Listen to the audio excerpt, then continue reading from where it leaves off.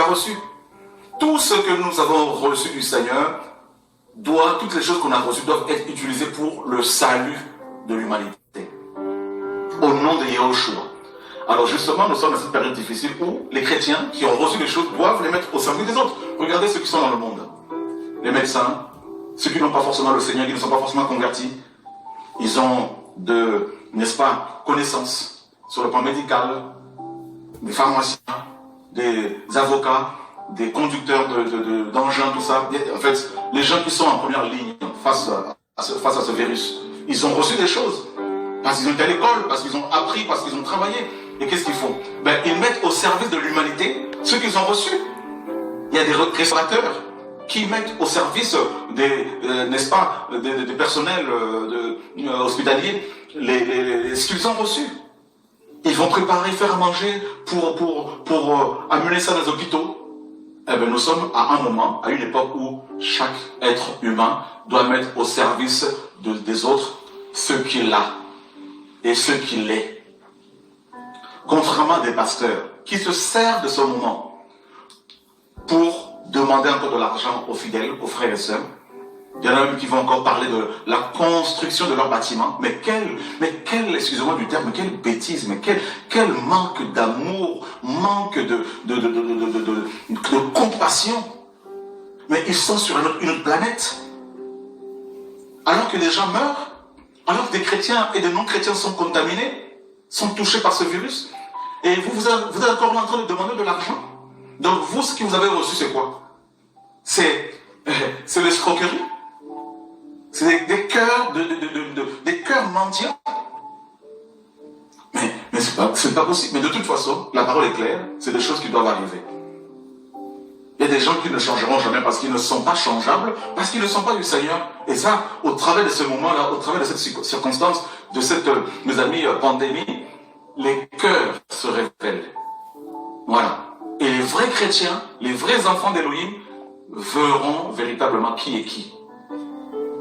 Au lieu d'envoyer vos ribes aux chrétiens pour qu'ils continuent à payer vos dîmes, alors que, mes amis, beaucoup ne travaillent plus, beaucoup n'ont plus d'argent pour s'alimenter.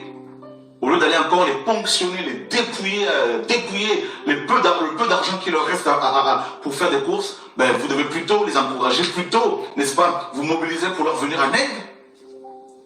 Le Seigneur expose les faces, les visages de tous ces voyous spirituels, de tous ces délinquants spirituels, de tous ces escrocs que nous dénonçons depuis des années.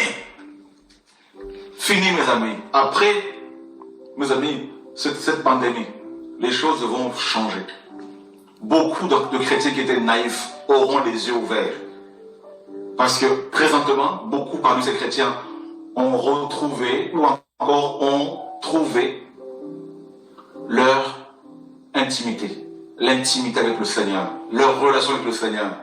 Ils ont découvert, beaucoup découvrent, d'autres redécouvrent la relation avec le Seigneur sans passer par les hommes. Et ces vrais chrétiens vont déserter ces bâtiments d'église, mes amis, pour prier avec des frères et sœurs qui aiment le Seigneur simplement.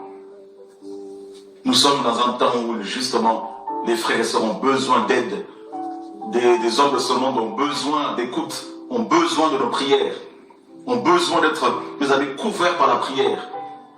Et je pense à tous ces frères et sœurs qui sont malades, qui sont hospitalisés, que le Seigneur leur vienne en aide, qui sont angoissés, qui sont inquiets, qui sont déboussolés, qui sont perdus, mais non abandonnés, mes amis, parce que le Seigneur ne nous abandonne pas. À moins que l'on pêche volontairement, en se détournant volontairement du Seigneur. Et voilà, mes amis, que le Seigneur soit béni. Ce soir, le Seigneur nous sauve.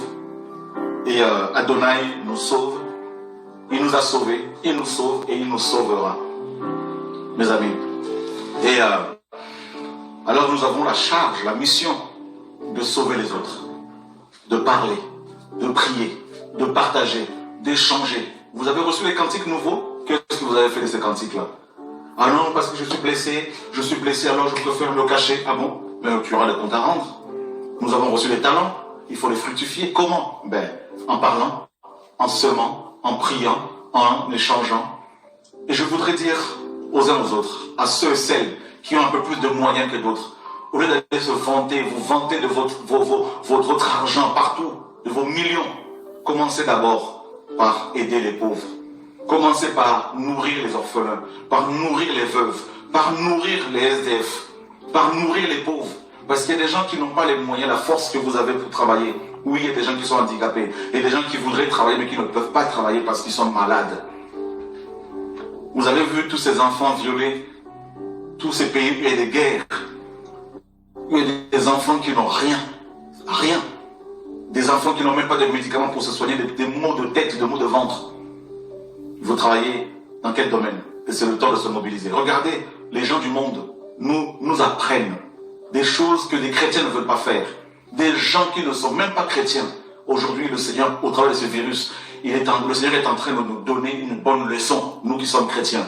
Parce que quand on voit des restaurateurs qui ne sont pas chrétiens, qui ne sont pas convertis, qui sont athées, qui vont faire des pizzas, qui vont faire des plats, des repas, pour aller les donner aux malades des hôpitaux, pour aller les donner aux infirmiers, aux médecins, à ceux et celles qui sont en première ligne.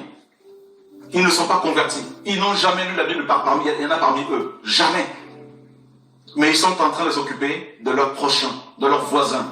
Et quand on regarde les soi-disant bishops, les chrétiens depuis 10 ans, 15 ans, 30 ans, 20 ans, et qui se vantent de leurs bâtiments d'église, qui se vantent de leurs voyages partout, qui se vantent de leurs vêtements, qui se vantent de leurs jets privés. Et ils ont fait quoi? Ils font quoi?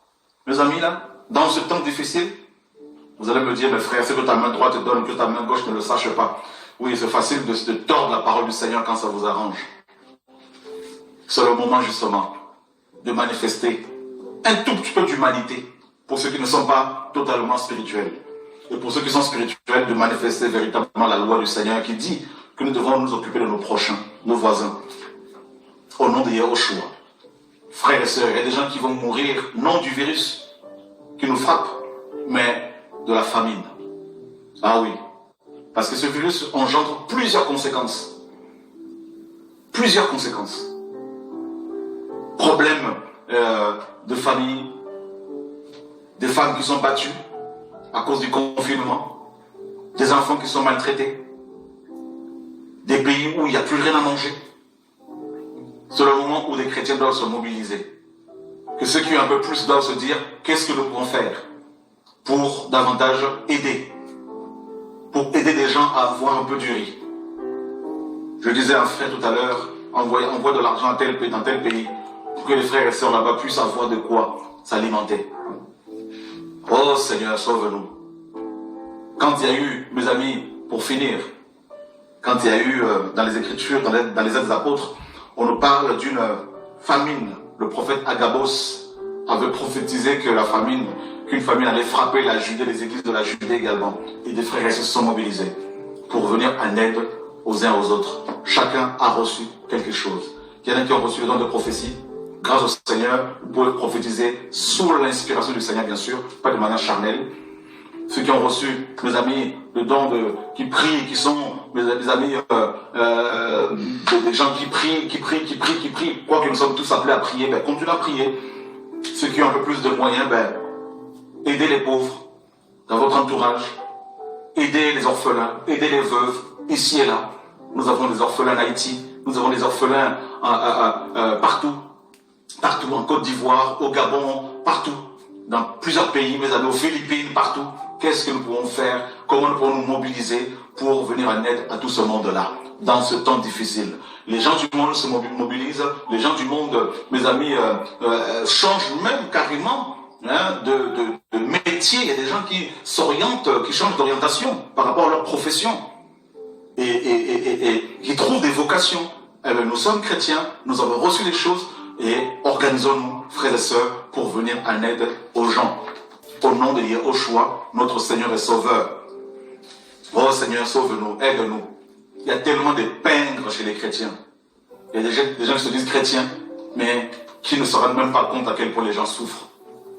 Et je voudrais voir tous ces bishops qui ont des jets privés maintenant. Vos jets privés, ils sont où? Garés, non? Utilisez-les encore pour voler. La confusion, le Shabbat forcé. Et ceux qui ont des Bentley, ceux qui ont de grosses cylindrées, qui se glorifient avec ça.